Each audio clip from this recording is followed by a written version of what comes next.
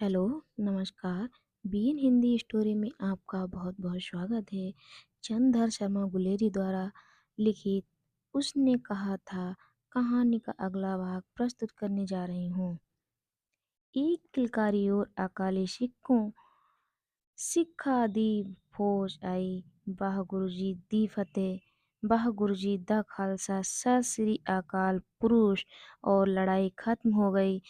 तीर 60 जर्मन या दो खेतों रहे थे या करहा रहे थे कि सिखों में 15 के प्राण गए। सूबेदार के दाहिनी कंधे से गोली आर पार निकल गई। लहना सिंह की पसली के में एक गोली लगी। उसने घाव को खंदक की गीली मिट्टी से पुरा लिया और बाकी का साफा कसकर कमरबंद की तरह लपेट लिया। किसी को खबर न हुई कि लहना को दूसरा घाव भारी घाव लगा है। लड़ाई के समय चांद निकलाया था, ऐसा चांद जिसके प्रकाश से संस्कृत कवियों का दिया हुआ छही नाम का सार्थक होता है, और हवा ऐसी चल रही थी जैसा कि बाणभट्ट की भाषा में दंत बीणोपदेशाचार्य कहलाती। वजीरा सिंह कह रहा था कि कैसे मन भर फ्रांस की भूमि मेरे बूटों से चिपक रही थी जब मैं दौड़ा दौड़ा सूबेदार के पीछे गया था। सूबेदार लहना सिंह से सारा हाल सुन और कागजात पाकर उसकी तुरंत बुद्धि की सराह रहे थे और कह रहे थे कि तू ना होता तो आज सब मर जाते। इस लड़ाई की आवाज़ 3 मील दाहिनी ओर खाई वालों ने सुन ली थी। उन्होंने टेलीफोन कर दिया था।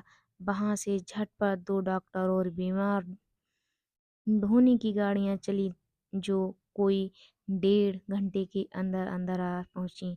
फील्ड अस्पताल नज़दीक था। सुबह होते होते वहां पहुंच जाएंगे, इसीलिए मामूली पट्टी बांधकर एक गाड़ी में घायल लिटाए गए और दूसरी में लाशें रखी गईं। सूबेदार ने लहना सिंह की जांग में पट्टी बंधवानी चाहिए, पर उसने यह कहकर टाल दिया कि थोड़ा घाव है, सवेरे देखा जाएगा।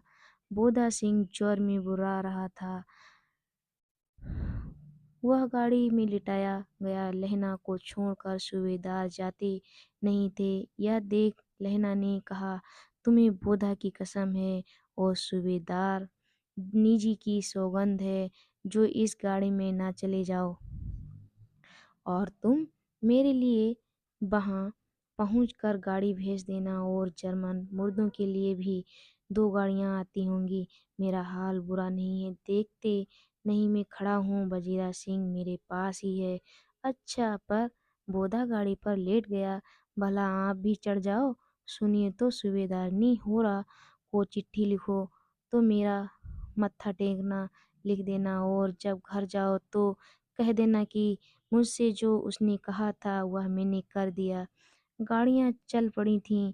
सूबेदार ने चढ़ते चढ़ते लहना का हाथ पकड़कर कहा, तूने मेरे और बोधा के प्राण बचाए हैं, लिखना कैसा? साथ ही घर चलेंगे। अपनी सूबेदारनी को तू ही कह देना। उसने क्या कहा था? अब गाड़ी अब आप गाड़ी पर चढ़ जाओ, मैंने जो कहा वह लिख देना और कह ही देना। गाड़ी के जाते ही लहना लेट गया। वजीरा पानी पिला दे और मेरा कमरबंद खोल दे, तर हो रहा है। मृत्यु के कुछ समय पहले स्मृति बहुत साफ हो जाती है। जन्म भर की घटनाएं एक एक करके सामने आती हैं। सारे दृश्यों के रंग साफ होते हैं। समय की धुन बिल्कुल उन पर से हट जाती है। लहना 12 वर्ष का है। अमृतसर में मामा के यहाँ आया हुआ है। दही वाले के यहाँ, सब्जी वाले के यहाँ, हर कहीं उसे एक 8 वर्ष की लड़की मिल जाती है। जब वह पूछता है, तेरी कुड़माई हो गई, तब धत कहकर वह भाग जाती है। एक दिन उसने वैसा ही पूछा था। उसने कहा, हाँ कल हो गई, देखते नहीं ये रेशमी बूटों वाला सालू। सुनते ही लहना सिंह को दुख हुआ, क्रोध हुआ। क्यों हुआ? वजीरा सिंह पानी पिला दे। मैं अपनी वाणी को विराम देती हूँ। अगला भाग जल्दी लेकर लौटूंगी। तब तक के लिए धन्यवाद।